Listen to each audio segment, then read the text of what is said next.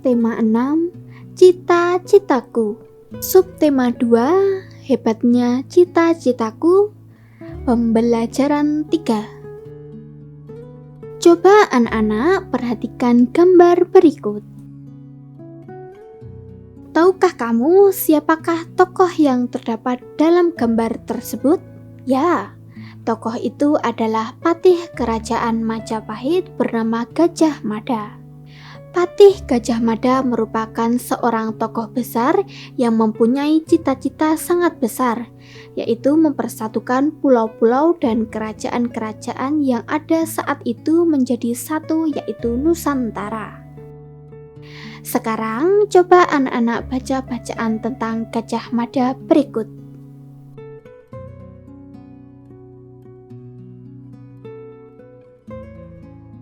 Berdasarkan bacaan tersebut, kita dapat membuat peta pemikiran. Asal-usul Gajah Mada diperkirakan lahir pada awal abad ke-14.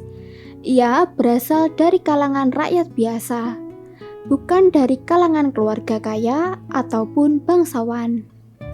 Perjalanan karir memulai pekerjaannya sebagai anggota prajurit Bhayangkara. Karena kemampuannya, ia pun diangkat menjadi kepala prajurit Bhayangkara dengan tugas memimpin pasukan pengaman dan pengawal raja. Berkat kerja keras dan kepemimpinannya yang hebat, Gajah Mada menjadi seorang patih kerajaan Majapahit pada masa pemerintahan Ratu Tribhuwana Tunggadewi Jayawisnuwardhani. Cita-cita ingin mempersatukan pulau-pulau dan kerajaan-kerajaan yang ada pada saat itu. Sikap dan nilai, pemberani, tanggung jawab, tangkas, kerja keras, dan baik. Dari bacaan tersebut, kita juga bisa menjadikannya sebuah puisi. Coba simaklah puisi berikut. Mahapatih Gajah Mada, karya D. Karitas. Wahai Maha Putih Gajah Mada, sejarah telah mengukir nama besarmu. Sejarah telah mengakui kepemimpinanmu. Sejarah telah mencatat keberanianmu.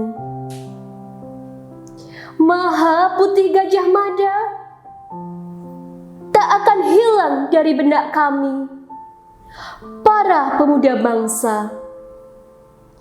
Kisah kepahlawananmu, semangat pantang menyerahmu, dan usaha keras untuk mewujudkan cita-citamu. Maha Putih Gajah Mada, kami akan terus membangun bangsa ini. Kami akan terus menjaga persatuan dan kesatuan bangsa ini. Dan kami akan terus menghormatimu, pahlawan kami. Coba anak-anak perhatikan percakapan berikut.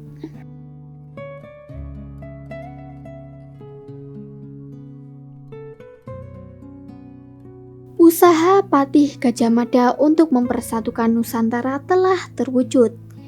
Meskipun wilayahnya tidak seluas yang ia cita-citakan, usaha mempersatukan wilayah dan masyarakat di dalamnya tentu bukan hal yang mudah.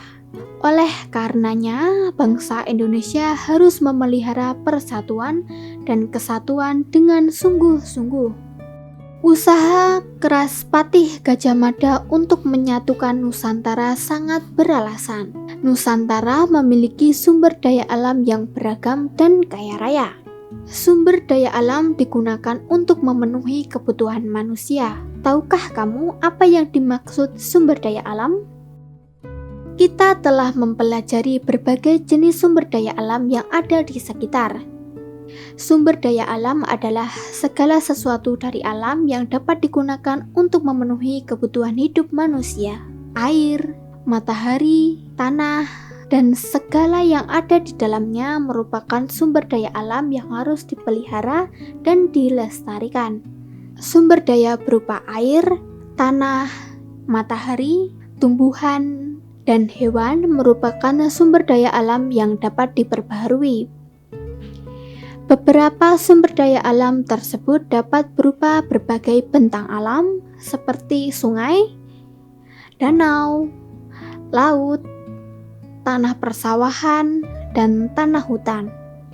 Pada setiap bentang alam tersebut terkandung sumber daya alam berupa air, tanah, udara bersih, tumbuhan, dan hewan. Contoh sumber daya alam yang sering dimanfaatkan oleh masyarakat adalah air.